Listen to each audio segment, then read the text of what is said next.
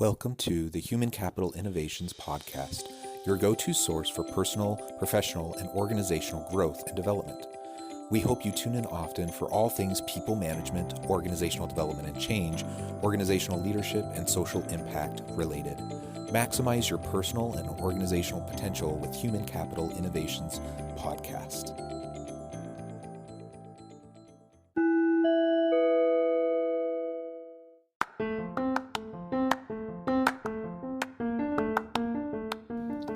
Welcome to the Human Capital Innovations Podcast. In this HCI podcast episode, I talk with Chris Wise about keeping an open mind, staying curious, and being willing to learn from others as we lead.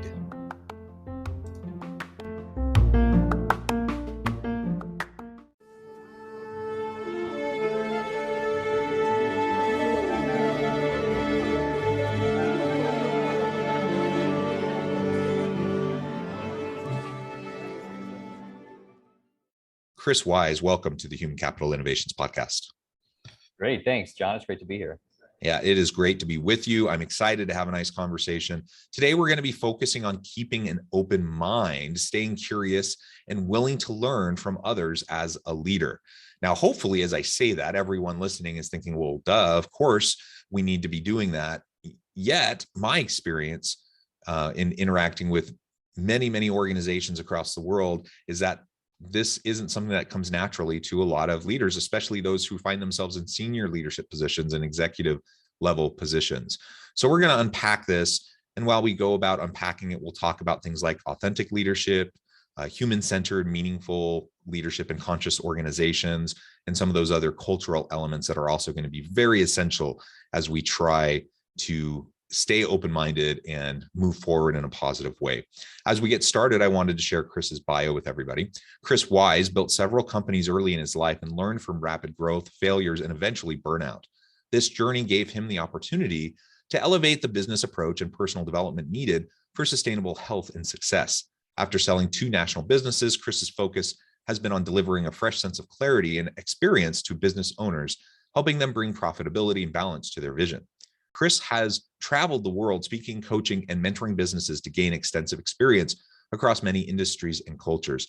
He has studied and been mentored by industry experts, top business leaders, esteemed personal development, and spiritual coaches. He now has a unique perspective, dimension, and approach to life and business. He uses the most effective business strategies and is also a thought leader on LQ, Love Quotient.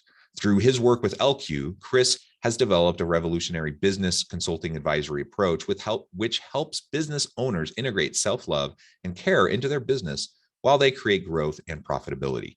At Wise Profits, Chris helps business leaders achieve their scaling goals while taking care of themselves through comprehensive self-love. I love all of that. Wonderful background. Anything else you would like to share with listeners by way of your background before we launch on in further to the conversation? No, I think that's great. I would just throw in, which I don't think it was in there, was that where I learned the power of love was actually when I spent 19 months in federal prison. Now that's a whole story that could open up, but there's quite a bit there as well. That's really where when I saw the power of love in the face of violence. Now I'm bringing what I learned there into the consulting work I do. Yeah, excellent. Well, thank you. So as we get into this, let's start by defining things a little bit and trying to understand what you mean by open-mindedness, curiosity, the willingness to learn, because I think that can mean a lot of different things to different people.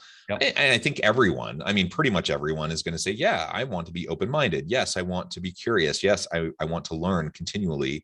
Yet I'm not so sure most of us actually do that well. Yep. Yeah. So I would define open-mindedness as the willingness to try on a new perspective or a new way of thinking. And I would say that deeper than consideration. I would say consideration is the surface level of open-mindedness, your ability to think about a different way of looking at something.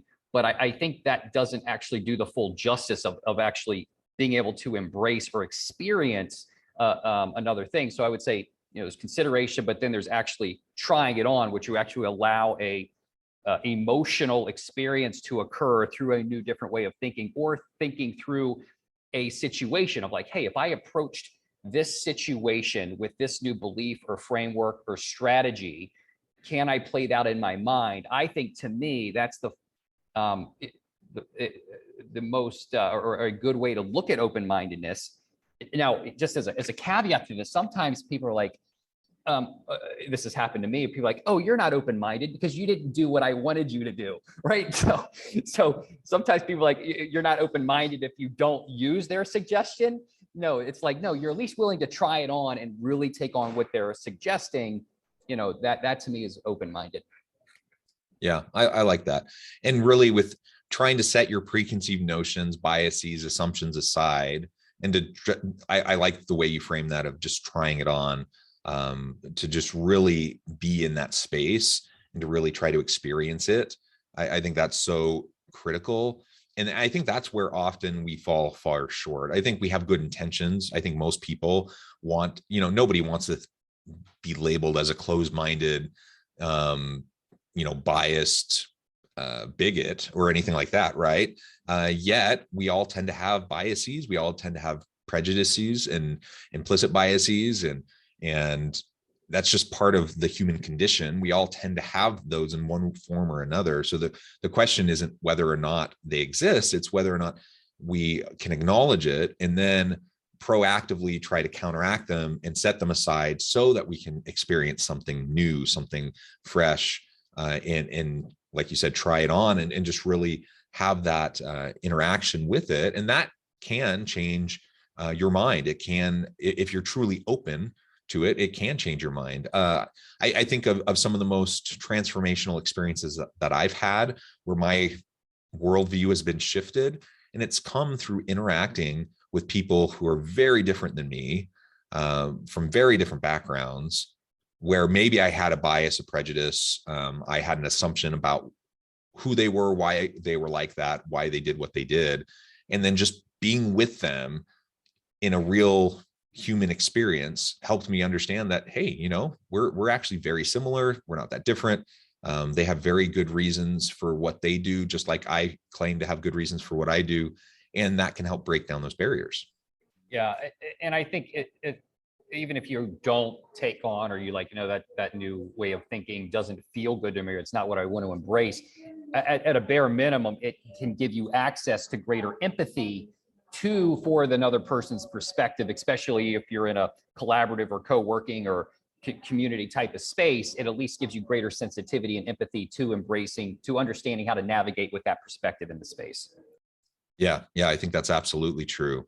So if we can set as an assumption for this conversation that open-mindedness, in the true sense of trying it on, really experiencing it, and staying curious, being willing to learn from others. If we can start with the assumption that is truly desirable, that's something we want to try to achieve, then the question is, how do we go about doing it? Any thoughts on that? What some initial steps on opening ourselves up? Yeah, I would say the probably biggest, yet probably most unspoken about, is what I see as the greatest thing that holds people back from being more open-minded or being able to take on the perspective of another, is not feeling safe in their own body. And what that expanding that out to mean not feeling safe to experience fear, sadness, loneliness, discomfort, loss, whatever emotions that could come up from trying on. Probably discomfort might be one of the biggest ones. Whatever emotions might come up from trying on a different perspective or thinking about something differently, if there's a lack of safety in the body, it will prevent the ability to fully be present with those emotions. And if you can't be present with those emotions, it won't fully let you step into a different mindset. Yeah. So understanding ourselves first is what I'm hearing you say, that we have to do the self-reflective work, the introspective work to understand ourselves, what makes us tick, why we do what we do, to find comfort with that, to feel that we understand where we're at and that we're good with it. Only then can we truly start to understand those that we interact with around us who may approach life, approach the world in a very different way. Is that right? Yeah, and also I'll break it down into these intelligence paradigms, right? So we could look at mindset and your intelligence to understand, process, think through, navigate, recompose, as an intellectual exercise. And so I would put that in the IQ realm. Then there is the emotions that you'll experience and your awareness of those different emotional experiences. We can put that in the EQ realm, and your ability to recognize the emotions that you're having and to be able to communicate about them. And then in terms of the safety and actually being able to be fully present and be with those emotions, I'm going to put that in the LQ realm, the love quotient realm, because you can have super high EQ. You can be aware of, hey, that's fear, that's sadness, that's whatever. But your ability to actually be present with fear, to be present with discomfort, that is a function of how deeply that you have loved yourself. Because when you this is about raising your LQ, when you have really learned how to connect and love yourself, that is what creates greater internal safety, so that you can actually be present with these emotions that you've learned how to recognize through EQ, which then enables you to have greater expansiveness in your ability to navigate IQ. I really love the way you break that down. I think that's excellent. We talk a lot about EQ and emotional intelligence. I like your focus on LQ and the love quotient. And I do think that that's a really important facet for us to better understand as we try to expand our capabilities, both individually and as leaders. And everything we've been talking about up to this point, certainly applies to individuals. It applies to us, at home, in our communities and our families, but it certainly applies at work, and it applies as leaders. So if I'm going to be an effective leader, I need to learn how, the importance of and learn how to truly keep an open mind. What do you see as some of the ways we can go about doing that as a leader? Because oftentimes, frankly, the way organizations are structured, it undermines our ability to keep an open mind and to stay curious and to continue to learn, because we're placed in a hierarchy above other people.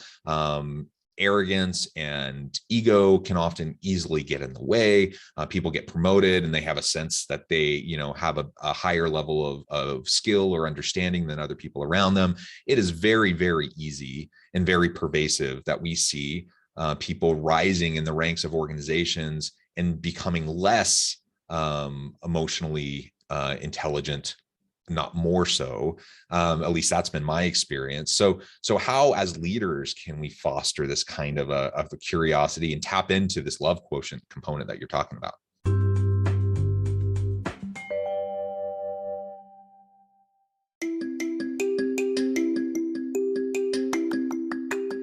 I'm excited to announce the publication of my new book from HCI Press, Bluer Than Indigo Leadership: The Journey of Becoming a Truly Remarkable Leader. Early in my adult life, I learned about an Asian proverb that translates as bluer than indigo. If you think about the color indigo, it is a brilliant, deep, and vibrant blue, what some would call the bluest of blues. To have something that is bluer than indigo is rare and truly remarkable. Contrary to popular myth, there is no one-size-fits-all or cookie-cutter approach to effective leadership. There's no silver bullet, no secret sauce, no go-to model that will solve all of our problems. The truth is, great leaders have all had their unique strengths and flaws, and have all had to discover and then pave their own distinctive path in their life's journey to fulfill their leadership potential. Bluer Than Indigo Leadership will help you discover your own path and explore those ordinary, everyday actions that will help you respond to an uncertain future and produce extraordinary results for individuals, teams, and organizations.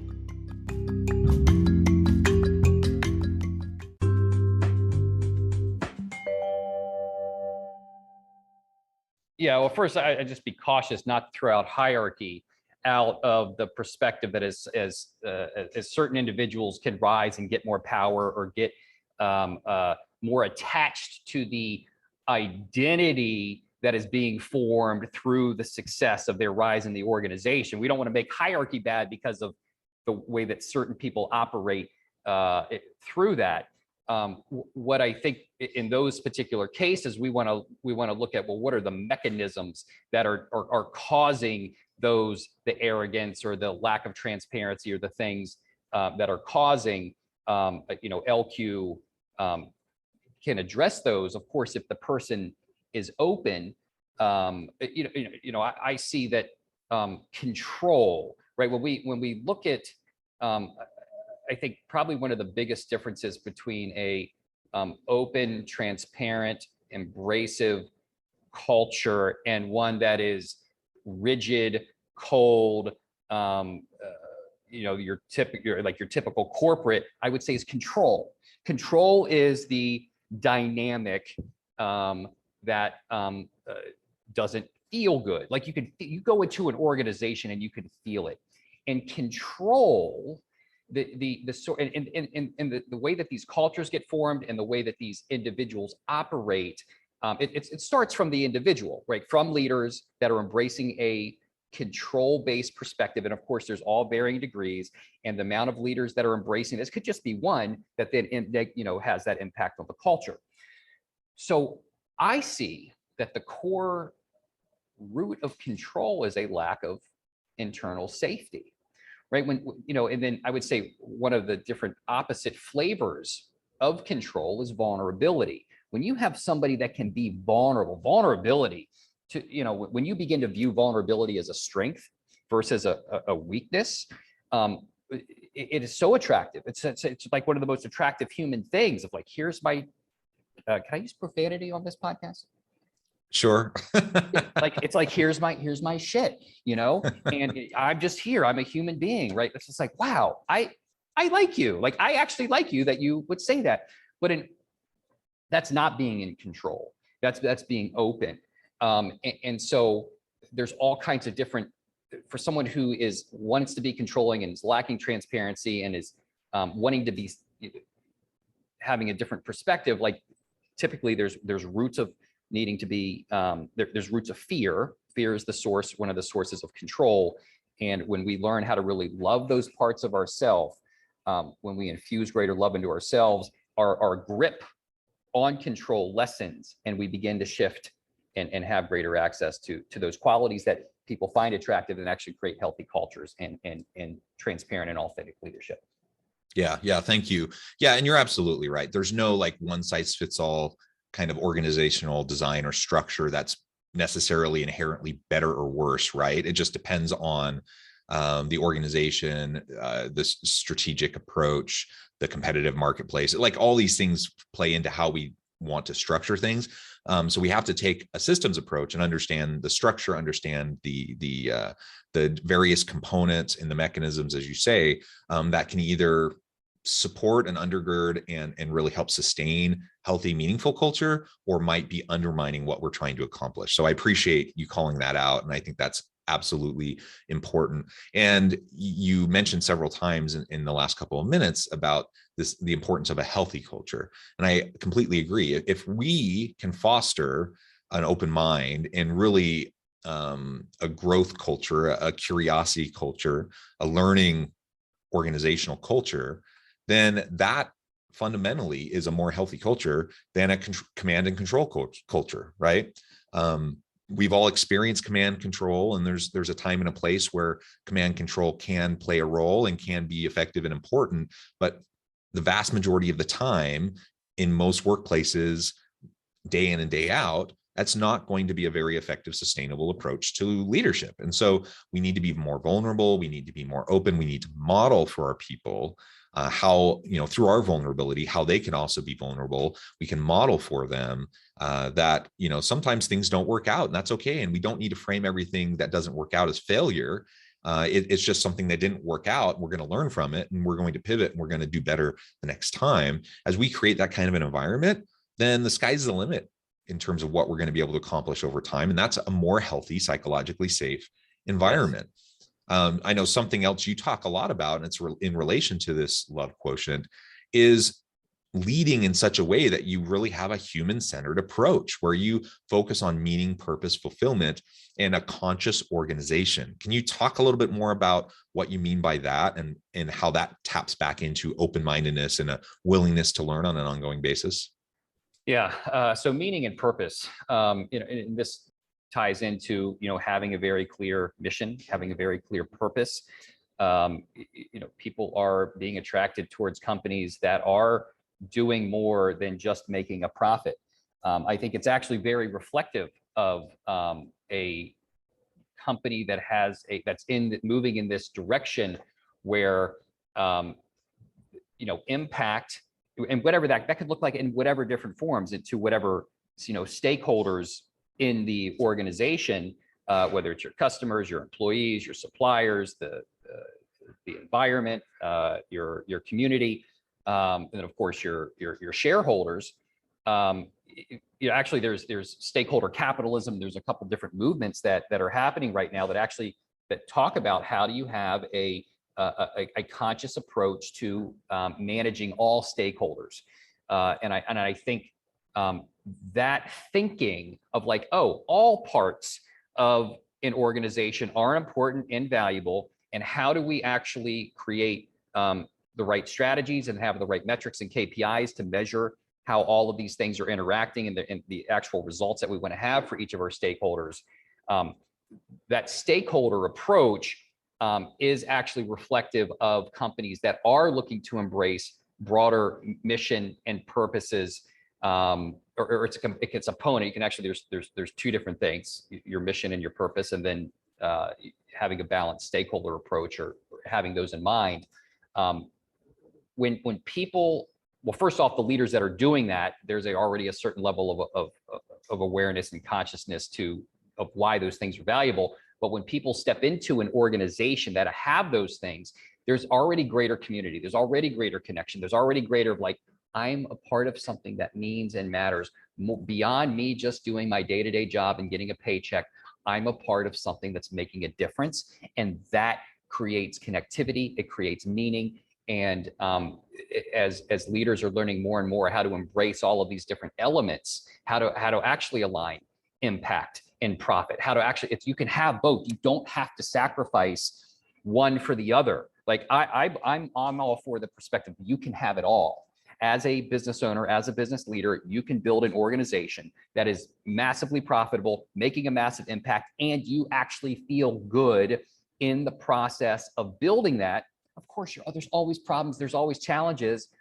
That's the nature of life, but you can have it all. I like that. And, I think shooting for the moon is always a good approach. And like you say, we're going to have problems and setbacks and challenges, and we may not always reach our aspirational goals, but we can certainly shoot for the moon or the stars. And I think we often sell ourselves short in terms of our potential and what we can accomplish. So I love that.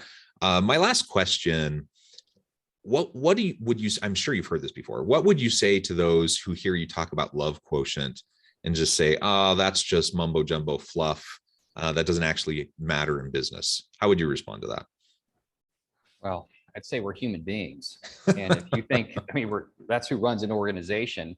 Maybe if it's an organization full of AI, right? So you could probably find a business case but even though AIs might be interacting with other human beings, and you would still want your AI to have a level of love built in to how it's communicating. We're human beings. Like, if we don't have love, physical touch, and love as babies, we die, right? Like, it's just, we're human beings. And so that's all I'd say is we're human beings. We want love, and the flavors of love: care, compassion, understanding, empathy, kindness.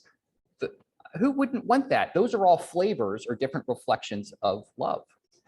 And in addition to that, you referred to it earlier, right? We have the human case for why we try to have a human-centered, people-centric organization. And I think you've made a very impassioned, well-articulated plea for that in our conversation today.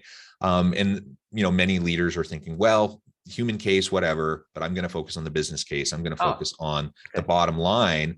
Yep. But I would say, and you referred to this earlier, that it's not an either or. It's not like you can only have a really successful money-making business, or Yep. you can have a people-centered organization. In Yep. fact, there's so much research on this that shows when you have a people-centric, meaningful, purpose-driven organization where you care about your people and you support them, they're going to be where there's psychological safety. There's going to be more innovation. There's going to be more creativity. There's going to be higher levels of productivity, commitment, engagement, all of these things that drive bottom line results for the organization. Yes. So ultimately, I think the business case for the love quotient is exactly what you have said, and that we need to have human-centered and people-centric organizations in order to have a sustainable, meaningful company that's going to continually add value to the marketplace and simultaneously take really great care of their people. Yes. Yeah. The business case is there. And I think I'll give you a couple. So there's the S&P 500.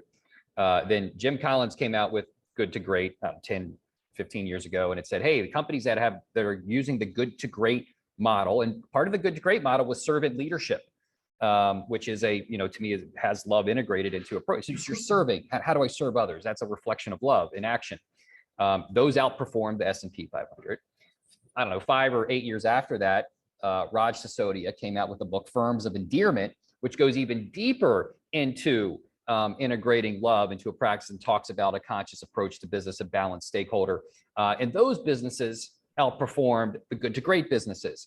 And there's more and more business cases that are coming out that do show this.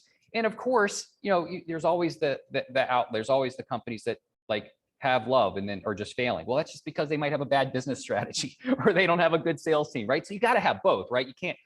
You can have a great culture, but unless you got a great product and you have all the standard business stuff, it's not going to work. You could have everybody loves each other, but you're broke. You're not profitable, right? So it's possible. You're like, oh no, but it still might feel good, but you're losing money. So it does still take, right? Just because you have love and a great culture doesn't mean you still got to have good business practices and stuff that makes sense. Yeah, absolutely. Well, it has just been a real pleasure talking with you today, Chris. I know the time. I need to let you go here in just a minute. But before we close, I wanted to give you a chance to share with listeners how they can get connected with you, find out more about your team, your work, and then give us a final word on the topic for today. Yeah. So my website, it's wiseprofits.net. We're experts at scaling companies. We have a particular niche in working with SaaS-based businesses. And I've created a impact and profit index because I think it's really important that when you're somebody who's looking, a CEO or a business leader that's looking to maximize both impact and profit, there's actually some really key questions to think through about how well those are integrating and interrelating. So I created a quick 10-question assessment. It's free if you want to take it. And once you take it, I'll actually send you back. This is a personal way that I can kind of give you some insights on where you're at. I'll actually send back a personalized response to your assessment. And you can get that if you go to wiseprofits.net/impact. You can take this impact and profit index. And I think just the questions alone will give you some really good insight into how well you're balancing and optimizing both of those. Wonderful. Thank you, Chris. It has been a real pleasure. I encourage listeners to reach out, get connected, find out more about what Chris and his team can do. And as always, I hope everyone can stay healthy and safe, that you can find meaning and purpose at work each and every day. And I hope you all have a great week.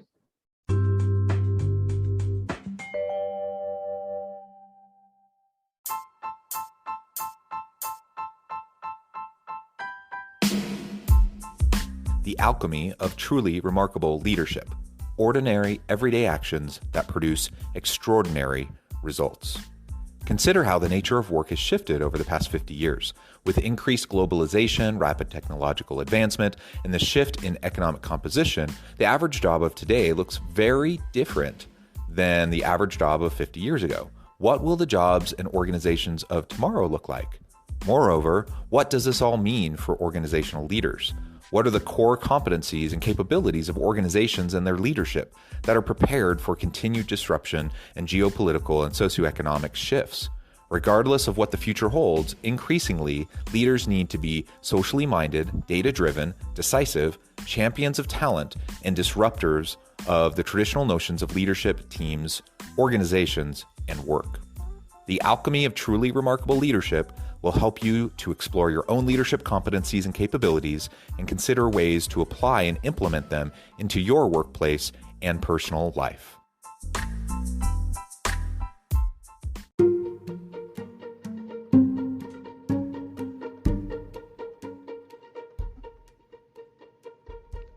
Check out Human Capital Innovations magazine, Human Capital Leadership.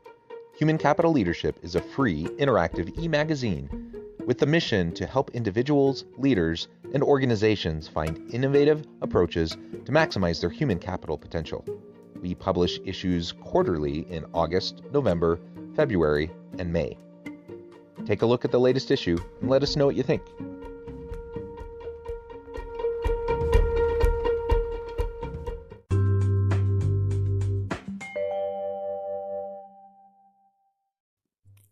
Thanks again for joining us for this episode of the Human Capital Innovations Podcast. I hope you stay healthy and safe and that you have a great week.